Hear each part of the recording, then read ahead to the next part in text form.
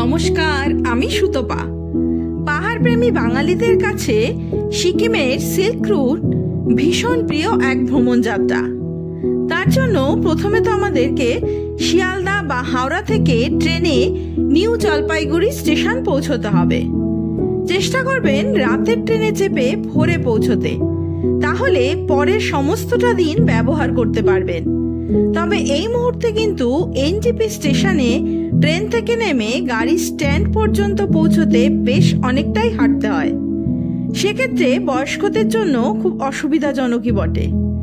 Lift, ramp, স্কেলেটার, overbridge অনেক option আছে NJP স্টেশনে। তবে ব্যাগপত্র নিয়ে স্টেশন থেকে বাইরে বেরোনোই অনেকটাই। তারপর আবার গাড়ি স্ট্যান্ড ছিল স্টেশন লাগোয়া, এখন তা চলে গেছে আরো দূরে। সব মিলিয়ে হেঁটে গাড়ি স্ট্যান্ডে পৌঁছে কিন্তু কোনো শেডের নিচে দাঁড়াতে পারবেন না, তাই গাড়ি বুক করতেও অপেক্ষা করাটাও অসুবিধাজনক হয়ে পড়ে। যাই হোক, এই সমস্ত অসুবিধা পার করেই এবারে আসি আসল কথায়। এনজিপি স্টেশন থেকে সিল্ক রুট যাওয়ার ক্ষেত্রে সিকিমে ড্রাইভার ও গাড়ি বুক করাই সুবিধাজনক পারমিটের ক্ষেত্রে। মোটামুটি যে কদিনের ট্যুর সেই হিসাবেই পার ডে চার্জ হয় গাড়ির ক্ষেত্রে। আর তাছাড়া শুরুতে কালিম্পং ডিস্ট্রিক্টের কোনো অফবিট গ্রামে থেকে যদি ট্যুর শুরু করতে চান, তাহলে পার্ট করেও গাড়ি বুক করতে পারেন। এই যেমন আজ এই মুহূর্তে আমরা যাচ্ছি কালিম্পংয়ের বার্মিয়ক দারাগাঁও গ্রামের উদ্দেশ্যে, যার জন্য ছোট গাড়ির ভাড়া 3 থেকে 3,500 টাকা আর বড় গাড়ির ভাড়া 4 থেকে 4,500 টাকা মতো পড়বে। আর শেয়ারে যেতে চাইলে কালিম্পং পর্যন্ত 200 টাকা করে গাড়ি পেয়ে যাবেন। কালিম্পং থেকে আবার রিজার্ভ গাড়ি বার্মিয়ক পর্যন্ত ওই 1,500 টাকা মতো নেবে। ব্রেকফাস্ট করতে এসে দাঁড়ালাম আমরা হোটেল আদিত্যর সামনে। এ পথে চলতি সমস্ত ড্রাইভারই কেন জানি না এই রেস্টুরেন্টের সামনে এসেই দাঁড়ায়। সে কারণে সবসময় ভিড় থাকে হোটেল আদিত্যতে। আপনারা চাইলে পথের ধারে অন্য যে কোনো রেস্টুরেন্টেই দাঁড়াতে পারেন। সমস্ত কিছু মিলিয়ে ঘন্টাখানেকের মধ্যেই কালিম্পং শহরে এসে পৌঁছালাম। তারপর ঋষি রোড হয়ে ডেলোর কাছে রাস্তা দুভাগ হয়েছে। একটি রাস্তা সোজা চলে গেছে আলগারার দিকে, আর আরেকটি রাস্তা রামধুরা বার্মিয়কের দিকে। এই রুটেই পড়ে ইচ্ছেগাঁও, সিলেরিগাঁও, দারাগাঁও। চাইলে আপনি যে কোনো জায়গাতেই রাত কাটাতে পারেন, অথবা আরো এগিয়ে গিয়ে ঋষি চেকপোস্ট পার করে সিকিমেও থাকতে পারেন।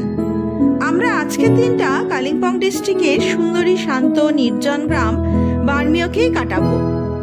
এ গ্রামের বৈশিষ্ট্য পরিষ্কার আকাশে কাঞ্চনজঙ্ঘার বিশাল রেঞ্জ দেখা যায়, আর একই সাথে নিচে তিস্তা নদীর বয়ে চলা। দুটো মিলিয়ে অদ্ভুত এক সৌন্দর্য। তাছাড়াও পায়ে হেঁটে ঘুরে নিতে পারেন গ্রামের ছোট্ট এক মনাস্ট্রি।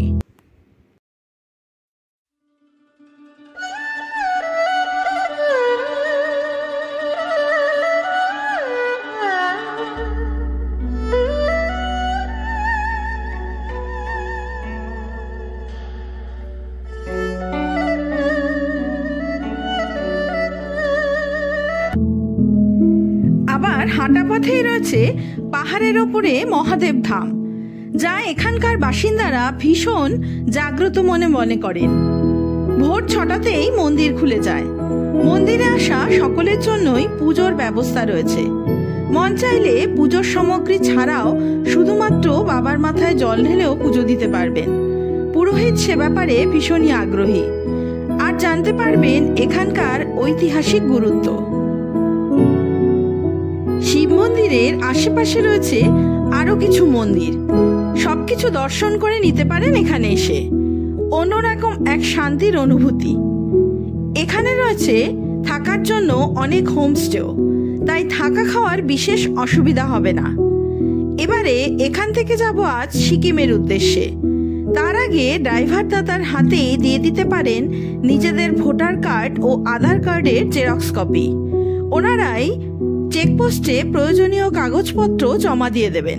क्या ऊंचो ऊंचा का मतलब ठीक है ठीक है पूछो ठीक है गुंजन भाई এ পথে চলতে চলতেই পড়বে কিছু টুরিস্ট স্পট। যেমন 1.5 কিলোমিটার দূরেই প্রথমে আমরা জলসা বাংলো ঘুরে নেব। 1920 দশকের গোড়ার দিকে পাহাড়ের মনোরম পরিবেশে অত্যন্ত যত্ন সহকারে নির্মিত এই জলসা বাংলোটি ভারত ব্রিটিশ ঔপনিবেশিক যুগের সাক্ষ্য হিসাবে দাঁড়িয়ে আছে। মূলত সিংকোনা বাগানের তত্ত্বাবধানকারী সাহেব এবং বাবুদের বাসস্থান হিসাবে এটা ব্যবহৃত হতো। তবে বর্তমানে এখানে টুরিস্টরাও থাকতে পারেন। রয়েছে এই বাংলো ছাড়াও আরো দুটো উডেন হাউস। এখানে রাস্তাতে দাঁড়িয়েই দেখে নিলাম আমাদের 11 জনের প্রত্যেকের পাসপোর্ট সাইজ ছবি ও পরিচয়পত্রের জেরক্স কপি জমা দেওয়া হয়েছে কিনা, কারণ এরপরই তা প্রয়োজন হবে। তিস্তা ভিউ পয়েন্ট পার করে এখন চলে এসেছি ঋষি চেকপোস্টে। এখানেই পশ্চিমবঙ্গের শেষ। ঋষি নদীর ওপারে সিকিমের চেকপোস্ট। দু প্রান্তেই ড্রাইভার সহ আমাদের প্রত্যেকের পরিচয়পত্র জমা দেওয়া হলো। কিছু সময় হাতে থাকায় রাস্তার ঢাল বেয়ে নেমে আসলাম ঋষি নদীর ধারে। পাহাড়ি খরস্রোতা নদী পশ্চিমবঙ্গ আর সিকিমের মধ্যে দিয়ে এমনভাবে বয়ে চলেছে যে ন্যাচারাল বর্ডার তৈরি করে ফেলেছে। আর ঋষিখোলা নামের যে গ্রাম রয়েছে এরই ধারে, সেখানে কিন্তু অনেক হোমস্টেও রয়েছে। একটা দিন থাকা যায় এ পথের প্রথম দিনে এসেই। জমা নিয়ে নিল তো। হ্যাঁ, তাহলে আমরা দিলাম डॉक्यूमेंट सब इधर रख देते हैं ना, পরে ফেরত দেবে নাকি? नहीं এক কপি সিকিম চেকপোস্ট রেখে দিল, এক কপি আবার ওয়েস্ট বেঙ্গল চেকপোস্ট রেখে দিল। শুধু কি দিয়েছি আমরা জমা? আধার কার্ড। সিকিম এন্ট্রি হয়ে গেছে, শুধু ভোটার কার্ড। হ্যাঁ।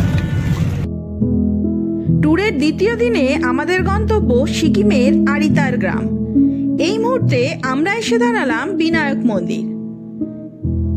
চারিদিক পাহাড়ে ঘেরা এই মন্দির মূল বিগ্রহ হলো গণেশ মূর্তি। সিকিমের পাকিংয়ং জেলার রেনকে অবস্থিত এই মন্দির এক হিন্দু মন্দির। মন্দিরে প্রবেশের আগেই সমুদ্র মন্থনের কাহিনী অনুসারে এক বিশাল মূর্তি রয়েছে। মূল মন্দিরের দেওয়ালের চারিদিকে গণেশের 51টি রূপেরও মূর্তি আছে। এছাড়াও মূল বেদিতে 16টি হাত বিশিষ্ট 12 ফুটের লম্বা ভগবান গণেশের মূর্তি রয়েছে। বিশ্ববিনায়ক মন্দিরের পাশে হনুমান মন্দির দেখে নিয়ে আমরা পৌঁছে গেলাম আরিতারের গাড্ডিগাঁও। এনডিপি স্টেশন থেকে আরিতারের দূরত্ব 107 কিলোমিটার। সময় লাগে ওই 4 ঘন্টা মতো। আপনারা একবারে ট্রেন থেকে নেমেও চলে আসতে পারেন এখানে। এখান থেকেই মোটামুটি শুরু সিল্ক রুট ট্যুর। আপাতত সিল্ক রুট হোমস্টেতে দুপুরের লাঞ্চ করে নিয়ে হাঁটা পথেই চলে আসলাম আরিতার লেক। পূর্ব সিকিমের আরিতার অঞ্চলের এটি একটি প্রাকৃতিক হ্রদ, যা প্রায় 4600 ফুট উচ্চতায় অবস্থিত। এটি সিকিমের প্রাচীনতম প্রাকৃতিক হ্রদগুলির মধ্যে একটি। লেকটি 1120 ফুট লম্বা আর 240 ফুট চওড়া। লেকের আকৃতিকে দেখে মনে হয় বুট আকৃতির। লেকের চারিধারের রাস্তা দিয়ে একবার ঘুরেও নিলাম আমরা। তবে ঝিরিঝিরি বৃষ্টিতে বোটে করে লেকে আর ঘোরা হলো না। বোটে ঘুরতে পার হেড 70 টাকা চার্জ। লামপোখরি বা আরিতার লেক ঘুরে পায়ে হেঁটে গাড্ডিগাঁও গ্রামটিও দেখে নিতে পারেন। লেক লাগোয়া অনেক হোমস্টে রয়েছে, চাইলে সেখানেও থাকতে পারেন। আবার জঙ্গলের পথ ধরে হাইকিং করে যাওয়া যায় মানকিম গ্রাম। সঙ্গে বার্ডিং প্রেমী মানুষজনের জন্য রয়েছে জঙ্গলের নানা পাখি। গাড্ডিগাঁওয়ের হোমস্টে থেকেই দেখা মেলে কাঞ্চনজঙ্ঘার বুকে সূর্যোদয়। সব মিলিয়ে চারিদিকে রঙিন প্রকৃতির সৌন্দর্য দেখতে দেখতে একটা দিন ভালোই কাটবে এই গ্রামে। এখান থেকেই সিল্ক রুটের পারমিট পাবার জন্য প্রত্যেকেরই মোবাইলে তোলা ছবি আর আধার কার্ডের জেরক্স কপি দিয়ে দিলাম ড্রাইভারের কাছে। তারাই ব্যবস্থা করে রাখবেন। আমরা তৃতীয় দিন সকালবেলা বেরিয়ে পড়লাম তাই রংলি মার্কেট থেকে পারমিট পাওয়ার উদ্দেশ্যে। তার আগে মানখিম ভিউ পয়েন্ট থেকে পাখির চোখে আরেকবার আরিতার লেক, পাশে শিব মন্দির দেখে নিয়ে চলে আসলাম রেনক মোনাস্ট্রি। সেখানে চলছে এক সামাজিক অনুষ্ঠানের প্রস্তুতি। অন্য এক অভিজ্ঞতার সাক্ষী রইলাম আমরা। আমাদের ভ্রমণের তৃতীয় দিনে পৌঁছালাম ইস্ট সিকিমের রংলি মার্কেটে। এখানে এখন কিছুক্ষণ অপেক্ষা করতে হবে পারমিট হাতে পাওয়ার জন্য। তারই মাঝে সেরে ফেলতে পারেন কেনাকাটা। সবচেয়ে সস্তার মার্কেট বলে পরিচিত এই রংলি মার্কেট। খুঁজলে সবকিছুই পাবেন এখানে। চাইলে আপনারা এনজিপি থেকে ডাইরেক্টও চলে আসতে পারেন এই রংলি মার্কেটে পারমিটের জন্য। ऑनलाइन गैंगटॉक से इधर भेज देता है, जो टूरिज्म में जो चलाता है लाइसेंस होता है, लाइसेंस होल्डर, उसी से मैं रिसीव करके फिर यहाँ से। ये मेडिकल शॉप से लेते हैं? हाँ, मेडिकल शॉप में दादा लोग यहाँ मेडिकल शॉप में छोड़ देता है, उसका दुकान से जेरॉक्स करके मेडिकल शॉप में छोड़ देता है। मैं वहाँ जाके रिसीव करके फिर। ठीक है। প্রত্যেকে সিল্ক রুটের প্রবেশের অনুমতিপত্র হাতে পেলে তারপরেই কিন্তু এখান থেকে যাত্রা শুরু করা যাবে। অনলাইনে এই পুরো প্রসেসিং হয়েছে, আর তা এক মেডিকেল শপ থেকে আমরা কালেক্ট করে নিলাম। তবে এক্ষেত্রে সিকিমের গাড়ি ও ড্রাইভার হওয়ায় সুবিধাজনক হয়। তাছাড়াও রয়েছে বিভিন্ন নিয়ম কানুন। তার জন্য পার গাড়ি 800 টাকা দিতে হয়েছে আমাদেরকে। এবারে সামনে লিংতাম পুলিশ চেকপোস্টে এসে তাড়ি থামলো। এখানে পারমিটের 1 কপি জমা দিতে হলো। আর এখান থেকে কিনতে হবে এক অক্সিজেন ক্যান, যার দাম 600 টাকা। যদি আপনি বাড়ি থেকে ক্যারি করে আনেন অক্সিজেন ক্যান, তাহলে আর কিনতে হবে না। কিন্তু প্রত্যেক গাড়িতে একটি ক্যান বাধ্যতামূলক, কারণ এখন গাড়ি ক্রমশ উঠবে ওপরের দিকে। আজ যাব আমরা জুলুক, যার উচ্চতা 9400 ফুট। সমতল থেকে একবারে এতটা উচ্চতায় গেলে প্রত্যেকেরই শারীরিক নানা অসুবিধা দেখা দেয়। সেই কারণেই শরীরকে আবহাওয়ার সাথে সামঞ্জস্য করতে আমরা নানা জায়গায় স্টে করতে করতে ওপরে উঠছি। কিছুটা পথ যেতেই রাস্তায় আবার কিউখলা ফলসের সামনে দাঁড়ালাম আমরা। প্রচন্ড বৃষ্টিতে পাহাড়ি এই ঝর্ণা দেখে নিয়ে অপেক্ষা করতে হলো বেশ অনেক সময়, কারণ সামনে রাস্তা তৈরির কাজ চলছে। যে কারণে আপাতত খারাপ রাস্তাতে এঁকে বেঁকে ওপরে উঠছি এখন আমরা। সিকিম ধসপ্রবণ রাজ্য হওয়ায় সবসময় রাস্তা তৈরির কাজ চলতেই থাকে, তবে অসুবিধার কিছু নেই। পদমচেন ফরেস্ট চেকপোস্টে এসে আবার দাঁড়াতে হলো। এখানে আবার অ্যাডাল্টদের 100 টাকা আর স্টুডেন্টদের 50 টাকা করে ফরেস্ট এন্ট্রি ফিস জমা দিতে হলো। এবারে আরেকটু এগিয়ে গিয়ে পদমচেন চেকপোস্টে পারমিটের 1 কপি জেরক্স জমা দিয়ে সোজা চলে যাব এবার জুলুকে। জুলুকে আমরা এসে উঠলাম ডেনজং হোমস্টেতে। জুলুকে পৌঁছাতে আবহাওয়ার তারতম্য বেশ ভালোভাবেই উপলব্ধি করতে পারছি। রংলি মার্কেটে ঠান্ডার অনুভূতি না থাকলেও হঠাৎ করে এতটা উচ্চতায় উঠে এসে ঠান্ডাও যেন জাঁকিয়ে অনুভব হচ্ছে। মে মাসের শুরুতে টানা কয়েকদিনের বৃষ্টিতে আরো জুলুকে এখন 3 ডিগ্রি টেম্পারেচার। জুলুক গ্রাম পায়ে হেঁটে ঘুরে বেশ সকাল সকালই পরের দিন বেরিয়ে পড়ুন সিল্ক রুট সহ আরো ওপরের দিক ভ্রমণে।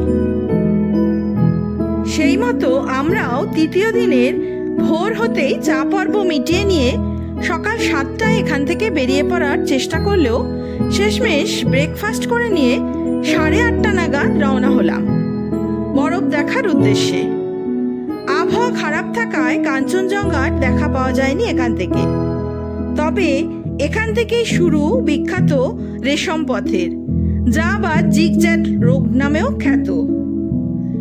সিল্ক রুট বা রেশম পথ ছিল খ্রিস্টপূর্ব 2য় শতাব্দী থেকে শুরু করে 15শ শতাব্দীর মাঝামাঝি পর্যন্ত সক্রিয় এশীয় বাণিজ্য রুটের একটি। 6400 কিলোমিটার জুড়ে বিস্তৃত এটি পূর্ব ও পশ্চিম বিশ্বের মধ্যে অর্থনৈতিক, সাংস্কৃতিক, রাজনৈতিক এবং ধর্মীয় মিথস্ক্রিয়া সহজতর করার ক্ষেত্রে কেন্দ্রীয় ভূমিকা পালন করেছিল।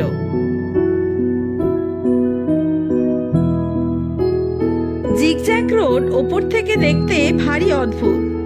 ঐতিহ্যবাহী সিল্ক রুট বেশি বিখ্যাত টুরিস্টদের কাছে এর বাঁকের জন্য, যা ওপর থেকে দেখতে আঁকাবাঁকা সাপের মতো মনে হয়, যাতে 32টি হেয়ার পিনের মতো বাঁক রয়েছে।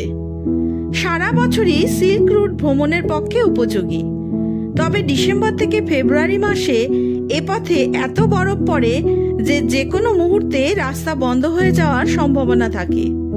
আবার বর্ষাকালেও এ পথ যাতায়াতের অসুবিধার কারণ হতে পারে। তবে বাধা বিপত্তি সব কাটিয়েই সারা বছরই প্রচুর পর্যটক ছুটে আসেন এ পথের সৌন্দর্যের কারণে।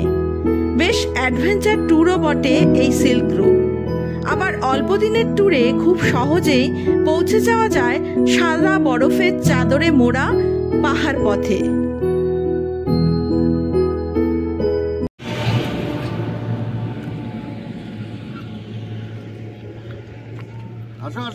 হ্যাঁ চলো।